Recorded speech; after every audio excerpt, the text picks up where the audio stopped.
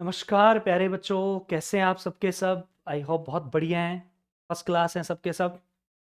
आज का जो अपना क्लास है वो क्लास नहीं है, बेसिकली एक रामबाण लेके आ रहे हैं आपके लिए। और वो रामबाण क्या चीज़ है, मैं कोशिश कर रहा हूँ आज आपको कुछ इंपॉर्टेंट टॉपिक्स बताने की। आप लोगों ने बहुत बढ़िया फर्स्ट क्लास तैयारी की है। अब जरा उस तैयारी को एक बार अपन थोड़ा सा वो कर लेते हैं कि भाई आप उन चीज़ों को तैयार करे हैं कि नहीं करे हैं। आ जाओ तो फटाफट आप लोगों का, जल्दी ज़्यादा समय ना लेते हुए मैं मनीष भार्गव आपका हार्दिक स्वागत करता हूं मेरे अपने YouTube channel physics bye Manish sir. सबसे पहले पहले अपन जो चीज़ करते आ रहे हैं वो सबसे पहला पहला है चैप्टर नंबर 14। सबसे पहला जो आप उल्टा लेके चल रहे हैं, अपन उल्टे चलेंगे आपसे। Chapter number 14। और चैप्टर नंबर 14 में प्यारे बच्चों आपको क्या करना है। देखो, मैं अब समझ लो, ऐसा समझ लो पेपर सा ही बन रहा है ये, है ना। पता नहीं सरस्वती बैठ जाए तो कुछ कोशिश करेंगे आपको कुछ इंपॉर्टेंट क्वेश्चंस बताने की। ठीक है, तो सबसे पहली पहली जो चीज है ना, आपको पी और N, intrinsic, intrinsic, extrinsic, intrinsic extrinsic semiconductor, इनके बीच में आपको क्या करना है, डिफरेंस करना है। पूरा पीएन जंक्शन नहीं पढ़ना है, इनके बीच में आपको डिफरेंस देखना है मेरे प्यारे बच्चों, अंतर आपको करना है। अच्छा, हाफ वेव रेक्टिफायर और फुल वेव रेक्टिफायर आपको पूरा करना है, मैं क्लास में करवा के जा चुका हूं। हाफ वेव रेक्टिफायर और फुल वेव रेक्टिफायर आपको पूरा का पूरा करना है। इन दोनों में डिफरेंस है, पी टाइप क्या होता है, एन टाइप क्या होता है, एक्सटेंसिंग क्या होते हैं, इंट्रेंसिंग क्या होते हैं। दूसरी बात है, इनके बीच में डिफरेंस हो गया। एक डिफरेंस आपको पढ़ना है, कंडक्टर, कंडक्टर, इंसुलेटर और सेमीकंडक्टर के बीच। इंसुलेटर और सेमीकंडक्टर है, बस कुछ नहीं करना, ये आपको एटलीस्ट करना पड़ेगा। ठीक है, इतना कर लेना। एक मैं फॉर्मूला बता रहा हूं, वो आपको न्यूमेरिकल के लिए सबसे इंपॉर्टेंट है। एन डॉट पी बराबर एन आई स्क्वायर, ये फॉर्मूला याद रख लेना बस। एन डॉट पी बराबर एन आई स्क्वायर। एन क्या होता है, एन होते हैं इलेक्ट्रॉनों की संख्या, इलेक्ट्रॉनों की संख्या घनत्व है। पी होता है होल का संख्या घनत्व है। और एन आई जो होता है वो होता है क्या, जो नए जड़ चालक है उनका संख्या घनत्व है। ठीक है, इंट्रेंसिंग के लिए एक्सटेंसिंग के लिए चीजें याद रखना। एनपी बराबर फॉर्मूला याद रखना मेरे प्यारे बच्चों, एन आई स्क्वायर। हाफ वेव रेक्टिफायर में एक डायोड, फुल वेव रेक्टिफायर में दो डायोड लगा देना। कनेक्शन वो का वो, ये हाफ वेव में के लिए एक डायोड काम करता है तो केवल हाफ वेव में काम करेगा, फुल वेव में वो दोनों के अंदर काम करेगा। मैं वीडियो है इस अंदर, सारी वीडियो के मैं लिंक डाल दूंगा आपके सामने, और जो जो मैं चीजें यहां बोलता दोनों सारी आपको यहां पे मिल जाएंगे। ठीक है प्यारे बच्चों, चलो तो अब चलते हैं अपन आगे। और अब जरा अपन थोड़ा सा आगे चले तो चैप्टर नंबर बात करते हैं प्यारे बच्चों अपन 13 की। और चैप्टर नंबर 13 जो आपका है वो नाभिक है, न्यूक्लियस है। वो क्या है जी, नाभिक है। वो क्या है, नाभिक। देखो, chapter number 13, chapter number 12, chapter number 11, इन सब की एक कंबाइन क्लास ली हुई है कल की। और उसके अंदर सारे इंपॉर्टेंट क्वेश्चंस करवा रखे हैं जो जो एग्जाम के लिए हेल्पफुल हैं। और उनमें क्या क्या हो सकता है, उनमें देखो, जैसे चैप्टर नंबर 30 में जाऊंगा तो नाभिकीय बंधन ऊर्जा, प्रति न्यूक्लियन बंधन ऊर्जा, नाभिकीय विखंडन, नाभिकीय संलयन मतलब न्यूक्लियर फ्यूजन और न्यूक्लियर फिजन। सबसे पहले पहले बाइंडिंग एनर्जी, सबसे पहले पहले प्यारे बच्चों बाइंडिंग एनर्जी पर न्यूक्लियन। उसके बाद में आपका क्या है, न्यूक्लियर फिजन, न्यूक्लियर फिजन और फ्यूजन में डिफरेंस। न्यूक्लियर फ्यूजन, फ्यूजन में difference, binding energy per nucleon, पूरा कर्व आपको पता होना चाहिए। कर्व आएगा इसका, स्पेशली कर्व। फॉर्मूला याद रखना बच्चों, आर बराबर आर नोट ए की पावर 1/3। रट लेना इस फॉर्मूले को, आर बराबर आर नोट ए की पावर 1/3। आर नोट की वैल्यू होती है 1.2 फेंटोमीटर एफ एम। ये वैल्यू याद रखना आप लोगों को। ठीक है, और आपको याद रखना रो की वैल्यू, रो बराबर जो होता है, रो की वैल्यू, रो कांस्टेंट होता है, ए पर डिपेंड नहीं करता है। रो की वैल्यू होती है 2.29 इंटू 10⁻17 किलोग्राम पर मीटर क्यूब प्यारे बच्चों। ये इसकी वैल्यू होती है, ये नाभिक के लिए, नाभिक से रिलेटेड। अच्छा, नाभिक कौन कौन से होते हैं, कितने प्रकार के होते हैं, समबारिक होता है, आइसोबारिक हो गया, है ना, आइसोबारिक होता है, आइसोन्यूट्रॉनिक हो गया, ठीक है। ये जो जो आपके पास में 2-3 हैं उनका याद रखना। एक में क्या होता है, प्रोटॉन संख्या सेम होती है, ठीक है, उसमें ए डिफरेंट आता है, किसी में ए सेम आता है, प्रोटॉन संख्या डिफरेंट होती है, ये 3-4 होते हैं ना, है ना। तो वो आइसो, ये सारी आप लोग एक बार याद रख लेना, आइसोन्यूट्रॉनिक हो गया, ठीक है, हो गया, ये डेफिनेशन इनकी याद रखना। अच्छा, चैप्टर नंबर अगर आप बात करो, अब अपन चलते हैं प्यारे बच्चों चैप्टर नंबर 12 की तरफ। आ जाओ जी, सारे इंपॉर्टेंट करवा देते हैं देखो अभी आपको। अब चलते हैं अपन चैप्टर नंबर 12 की तरफ, और चैप्टर नंबर 12 आपका क्या है जी, एटम। चैप्टर नंबर 12 क्या है, एटम। वो एटम के अंदर क्या क्या चीजें आएंगी, एटम के अंदर आपको करना है रदरफोर्ड मॉडल जो है ना, रदरफोर्ड मॉडल जो है, वो रदरफोर्ड मॉडल का आपको क्या करना है, उसका आपको एक तो जो संघात प्राचल होता है ना, इंपैक्ट पैरामीटर, इंपैक्ट पैरामीटर पढ़ लेना, उसकी डेफिनेशन। सबसे पहली पहली बात यहां पर आपको क्या देखना है, इंपैक्ट पैरामीटर, संघात प्राचल, ठीक है। संघात प्राचल की डेफिनेशन देखनी है, इस रदरफोर्ड मॉडल की कमियां आपको देखनी है, बाकी और कुछ ज्यादा पढ़ने की जरूरत है नहीं। इसकी कमियां क्या क्या है, अच्छा, इसमें एनर्जी का फॉर्मूला आएगा, तो एनर्जी का फॉर्मूला आ जाएगा माइनस का के जेड ई स्क्वायर अपॉन में 2r स्क्वायर। ये लो जी, का ये फॉर्मूला आ गया, है ना, ये रदरफोर्ड। उसके बाद में आ गया जी इसमें बोर मॉडल, और बोर मॉडल के तुम्हें पूरे के पूरे पढ़ने हैं, बोर मॉडल क्या क्या होते हैं। बोर मॉडल ने सबसे पहली पहली बात क्या बोली थी कि भाई है ना, जो नाभिक होता है एक छोटा सा स्पेस होता है, ठीक है, एक छोटा सा स्पेस होता है नाभिक, और उसमें क्या होता है, सारा का सारा पॉजिटिव चार्ज और ऑलमोस्ट द्रव्यमान वहां पे केंद्रित होता है। अच्छा, इलेक्ट्रॉन हर कहीं नहीं घूम रहे होते हैं, इलेक्ट्रॉन कुछ स्टेबल ऑर्बिट में घूमते हैं, सेकंड नंबर बता रहा हूं, इलेक्ट्रॉन हर कहीं नहीं घूमते हैं, कुछ स्टेबल ऑर्बिट होते हैं, वहीं वो इलेक्ट्रॉन घूम रहे होते हैं, और जहां वो घूम रहे होते हैं वहां पे एमबीआर बराबर कितना आना चाहिए, NH अपॉन 2 पाई। वहां एमबीआर बराबर कितना आना चाहिए मेरे प्यारे बच्चों, NH अपॉन 2 पाई आना चाहिए। एमवीआर कितना आएगा, NH अपोन में 2 पाई वहां पे आना चाहिए, ठीक है। इनको घुमाने के लिए एक बल लग रहा होता है, सेंट्रीफ्यूगल फोर्स जो लग रहा होता है, वो कौन प्रोवाइड करवाता है, वो इलेक्ट्रॉन और नाभिक के बीच लगने वाला जो बल होता है, ट्रैक्शन का जो फोर्स लग रहा होता है, वो वाला उसके लिए होता है। तो इसका मतलब कितना आ जाएगा, mv स्क्वायर अपॉन आर बराबर K Z E square upon R square, mv square upon R बराबर K Z E square upon R square. याद रखना बच्चों, आर एन डायरेक्टली प्रोपोर्शनल होता है एन स्क्वायर के। मैं आपको बता देता हूं, देखो मैं आपको बता देता हूं कि आर एन की वैल्यू जो होती है वो होती है 0.53 एंगस्ट्रोम इंटू में एन स्क्वायर। वीएन की जो वैल्यू होती है, अगर वीएन की वैल्यू की बात करेंगे अपन, तो वीएन की वैल्यू होती है I think 2.16 into 10⁶ upon N, Z upon N होता है, ये इतनी है ना इसकी वैल्यू होती है, ये वाली वैल्यू आप लोग याद रखना,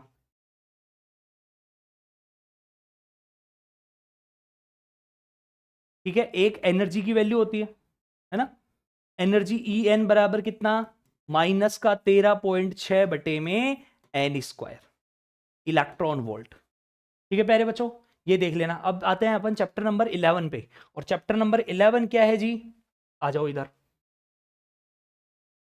चैप्टर नंबर 11। चैप्टर नंबर 11 में आपको क्या याद रखना है, फॉर्मूला E बराबर एच न्यू या E बराबर एच सी अपॉन लैम्डा।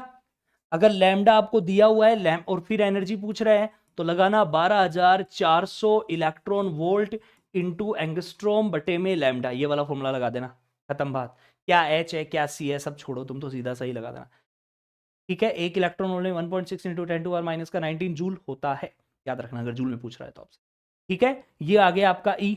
अच्छा, यहां पे क्या होता है, अगर आपसे क्या पूछ रहा है, वर्क फंक्शन पूछ रहा है, तो फाई बराबर आ जाएगा एच न्यू नोट, फिर वहां पे ये एच न्यू नोट लगा देना आप, ठीक है। और जितने भी मैंने इसके ग्राफ कराए हैं वो मैं क्लास के अंदर ये डाल दूंगा यहाँ पे लिंक, जितने भी ग्राफ कराए हो सारे रट के चले जाना, ग्राफ से रिलेटेड क्वेश्चन आएगा कंफर्म 100%।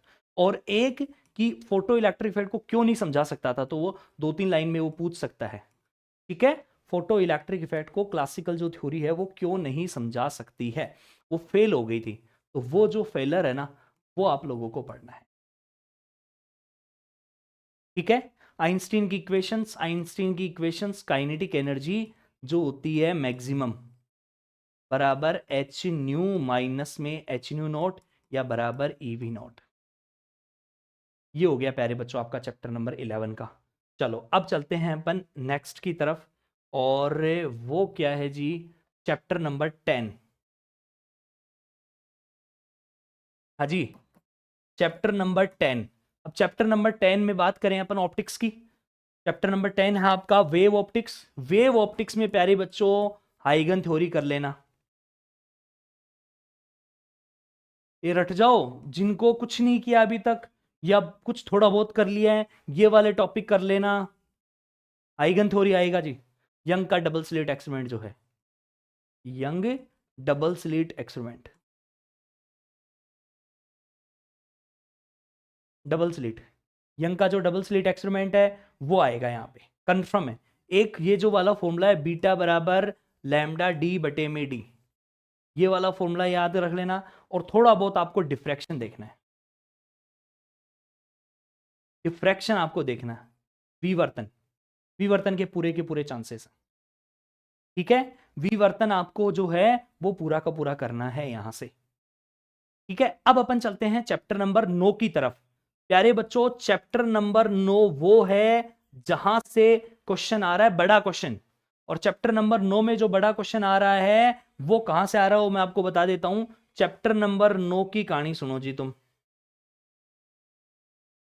चैप्टर नंबर 9 में आपको क्या करना है, इसको दो पार्ट में तोड़ो जी। इसमें सबसे पहला पहला जो पार्ट है वो है आपका माइक्रोस्कोप, माइक्रोस्कोप टेलीस्कोप। ये वाला पार्ट पढ़ लो क्योंकि अथवा में आएगा क्वेश्चन, ये कंफर्म है। तो माइक्रोस्कोप टेलीस्कोप कर लो, ठीक है। या तो एक पार्ट कर लो माइक्रोस्कोप टेलीस्कोप कर लो पूरा का पूरा, और उसके साथ में आप इधर आओगे तो lens maker formula, lens maker formula कर लो बच्चों, लेंस मेकर फॉर्मूला। और एक प्रिज्म वाला जो फॉर्मूला है ना वो कर लेना, बस हो गया तुम्हारा काम। लेंस मेकर फॉर्मूला और प्रिज्म वाला करना है, लेंस मेकर फॉर्मूला जरूर करना है आपको, है ना। एक प्रिज्म वाला कर लेना ठीक है। ये चैप्टर नंबर 9 के अंदर है। और आप अपवर्तन वाला जरूर करना, उसका जरूर करना है आपको, है ना, रिफ्रैक्शन का। रिफ्रैक्शन एक बार प्यारे बच्चों एक बार देख लेना, ठीक है। रिफ्रैक्शन वाले जो फॉर्मूले हैं ना वो एक बार जरूर आप लोग देख लेना। इसमें जितने जितने फॉर्मूले वो सारे के सारे देख लेना। माइक्रोस्कोप टेलीस्कोप को घोल के पी जाना भाई, मैं पहले कह रहा हूँ। इसकी वीडियो की लिंक मैं आपको यहाँ पे सब्सक्राइब इसमें डिस्क्रिप्शन बॉक्स में डाल दूंगा, ठीक है। चलते हैं अपन आगे की तरफ। ये हो गया चैप्टर नंबर 9। अब आते हैं आपका चैप्टर नंबर 8 की तरफ, जहां से आप कोई भी क्वेश्चन ना छोड़े। चैप्टर नंबर 8, और चैप्टर नंबर 8 2 नंबर का है प्यारे बच्चों। कितने मार्क्स का है, 2 मार्क्स का ये है। इसमें क्या क्या आएगा, सबसे पहला पहला मैक्सवेल इक्वेशन,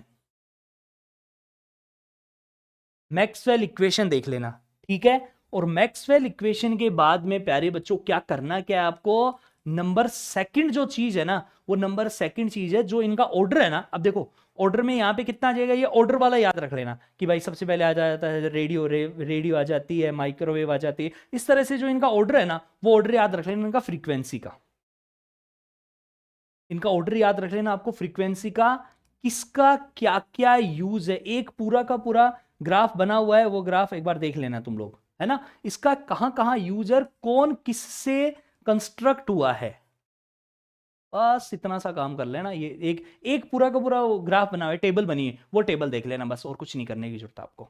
देखो चैप्टर नंबर 7, चैप्टर नंबर 7 वो है प्यारे बच्चों जिसमें बड़ा क्वेश्चन आ रहा है। और मैं बता चुका हूं आपको, ट्रांसफार्मर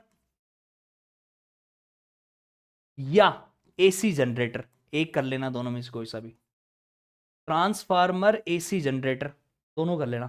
ट्रांसफार्मर हो गया, एसी जनरेटर हो गया, और एलसीआर सर्किट हो गया। और एलसीआर सर्किट का पूरा रेजोनेंस, इसका वीडियो का लिंक डिस्क्रिप्शन बॉक्स में मिल जाएगा आपको, सब मिल जाएगा। अब अगर आपने यहाँ से 3-4 घंटे लगा दिए ना, 3-4 घंटे आपको निकालने केवल, अगर आपने 3-4 घंटे निकाल लिए ना प्यारे बच्चों, तो ये समझ लो तुम्हारा काम हो गया। और वो 3-4 घंटे के अंदर मैं सारी चीज़ें करवा दूंगा, मतलब करवा दिया है मैंने। आप वीडियो देख लेना फटाफट, 2 घंटे 2x की स्पीड से चला के देख लेना पूरा का पूरा, ठीक है जी, ये देखो एलसीआर सर्किट हो गया चैप्टर नंबर 7। अब अपन चलते हैं किधर, चैप्टर नंबर 6 की तरफ। और चैप्टर नंबर 6 जो है वो है आपका इलेक्ट्रोमैग्नेटिक इंडक्शन, ईएमआई। आ जाओ जी, इधर आ जाओ।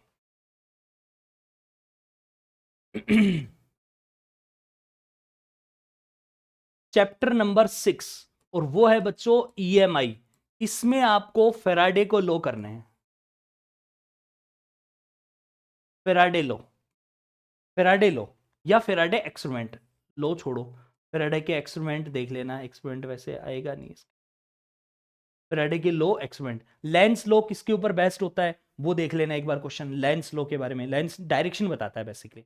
लेंस लो हमने क्या बताई थी, लेंस लो बेसिकली क्या बताता है प्यारे बच्चों, डायरेक्शन बताया उसने, है ना।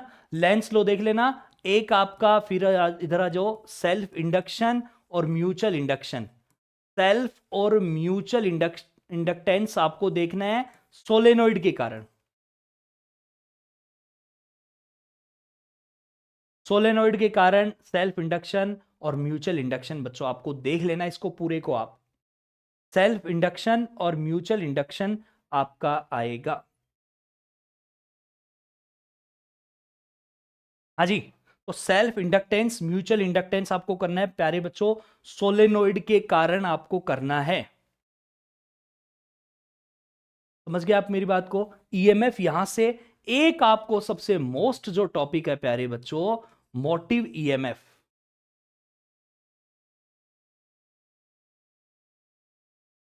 ठीक है, मोटिव ईएमएफ जरूर देखना आपको ये, है ना। अब चलते हैं अपन चैप्टर नंबर 5 की ओर।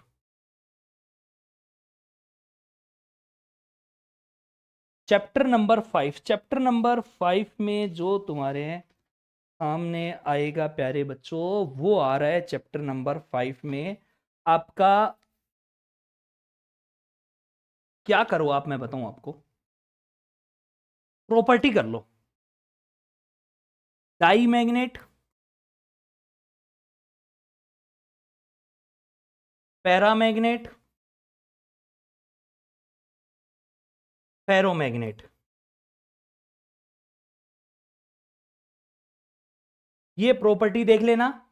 और इन प्रॉपर्टी के अलावा आपको क्या है मेरे प्यारे बच्चों, एक यहां पर डेफिनेशन है, चार चार डेफिनेशन है, जिसमें वो चार डेफिनेशन आ गई आपकी। मैग्नेटिक इंटेंसिटी हो गई, मैग्नेटाइजिंग इंटेंसिटी हो गई आपकी, है ना। एक रिलेशन है काई बराबर म्यू आर माइनस वन, काई बराबर कितना है, म्यू आर माइनस वन। ये वाला रिलेशन से एग्जाम में क्वेश्चन आएगा, पाई बराबर म्यू आर माइनस वन। ये सब चार डेफिनेशन है, वो चारों के चारों बच्चों डेफिनेशन क्लियर कर लेना।